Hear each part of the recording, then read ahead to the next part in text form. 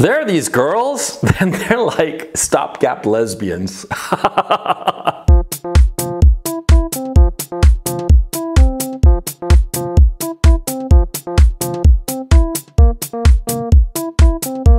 Yeah, they're very feminine. They're very feminine and very attractive, many of them. Most of them, I would argue. They're extremely attractive, and yet at the same time, they don't know what to do with their sexuality. They are kind of actually like afraid of their sexuality. And so because of it, they're naturally beautiful and exude the sex appeal that attracts men to them, but they reject this attention from men. They don't like it. It freaks them out. It makes them nervous. It feels like they feel out of control. And so because of it, they reject men. And something very interesting happens. They become lesbians. Yeah, there's this girl I follow on YouTube called Strange Aeons. I don't know how to pronounce the word. But anyway, she is like that. She's like very attractive, and she's just full on SJW, and she's a lesbian. But the funny thing is that, see, I realized just watching her, because I'm older, I have experience, that she's a lesbian now. But in about 5-10 years, when she gets baby rabies, she'll stop being a lesbian. Oh yeah, she'll find some nice guy and get married and settle down and have a bunch of kids. Yeah, this lesbian thing, it's just a phase. It's like a fashion. It's like bangs on your hair, you know? Like girls have that for a while, and then they grow out of it. Yeah, these stopgap lesbians, they're funny as hell as far as I'm concerned, because first of all, they're fundamentally hysterical. Hysterical in the literal sense. They are hysterics. They freak out about everything. The stopgap lesbians, even when they're not lesbians, right? Even when they're just like straight, but they're like, you know, hysterical, they freak out over stuff that is trivial. They freak out, and you know, most SJW women are stopgap lesbians. They are women whose sexual allure frightens them. And because of this fear that they have, of themselves, they project it out into the world. And by projecting it out into the world, what they look for is something to be outraged over. And they look for whatever it is that they can be outraged about, and they just scream about it. They just freak the fuck out over it. I mean, it's funny as hell, to tell you the truth. I mean, they're Karens. That's what they are.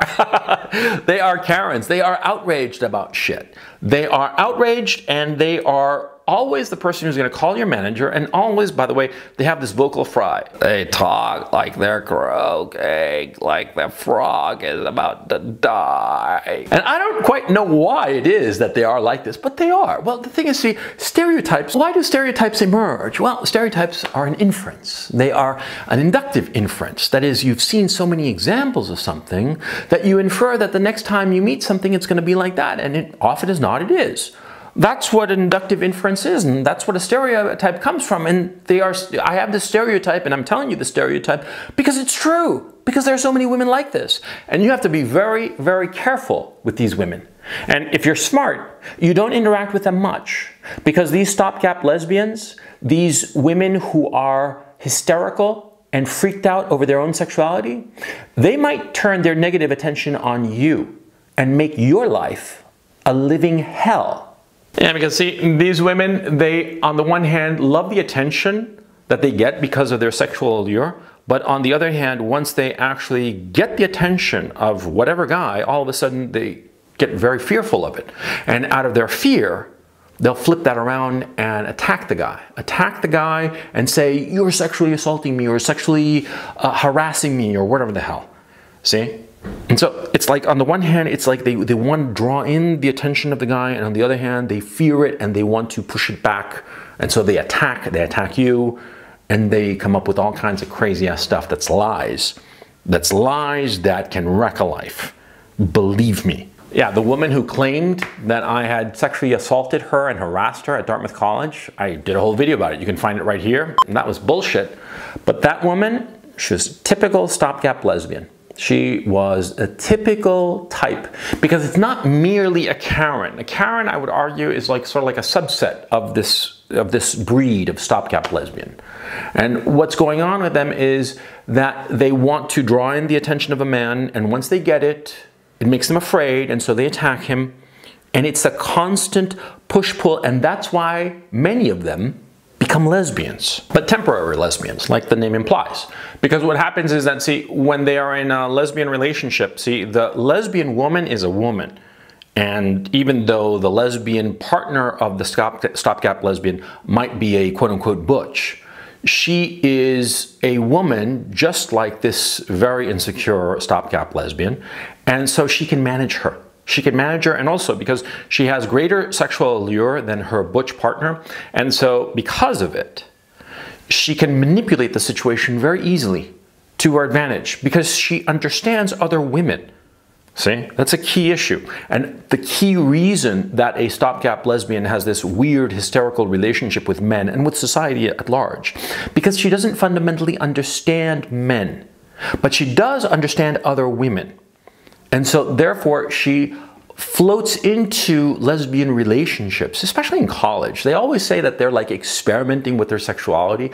No, what they're doing is that they're using lesbian relationships to hide away from the heterosexual relationship that they actually want, because they do want it. They're just afraid of it. And so they get involved with other women, and they have this period in their lives where they're a quote-unquote lesbian, like this strange Eon girl, and you know, they get over it. Yeah, once they decide that they want to have kids, once the baby rabies really starts in earnest, like, you know, 28, 29, all of a sudden, the lesbian relationship she's been in, maybe a lesbian partnership, yeah, it's not fulfilling her anymore. And she starts telling her lesbian partner, the butch woman who's been with her through thick and thin, she starts telling her, you know, it's not enough. The relationship is not working for me. Yeah, and soon enough, she falls into bed with some guy.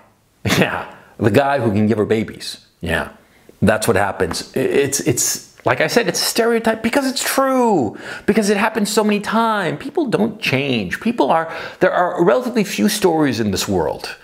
And stopgap lesbians are one of those stories. And the end is always the same. She always winds up pregnant by some guy, living in suburbia, happy, and she talks and laughs about the fact that she used to be a lesbian, but she was just exploring her sexuality. See? Those are stopgap lesbians. And you, as a man, want to stay the hell away from them because they're hysterical. They are very confused individuals. And worse than all of that is that they're narcissists who will make you focus all of your attention on her to your detriment. Yeah, because that's the key issue with stopgap lesbians, okay? They're narcissism. They're all about the self, and that's why they got into trouble to begin with men, because they love that attention. They love that attention because of their narcissism, and yet they are afraid of their sexuality. It's really interesting. It's really fascinating, but see, it's fascinating like a scientific experiment. It's fascinating like when you study uranium. You know, you study uranium and it's really fascinating, but the thing is, see, that crap is radioactive. Oh yeah, it can kill you dead, see? So you want to have some shielding between you and the uranium. You know what I'm talking about? Oh yeah, you want to have like a lead suit when you're dealing with uranium. Same with stopgap lesbians. You want to keep them at arm's length. You want to keep them there. You don't want them up close and personal, not with you. Be smart, because they will screw up your life.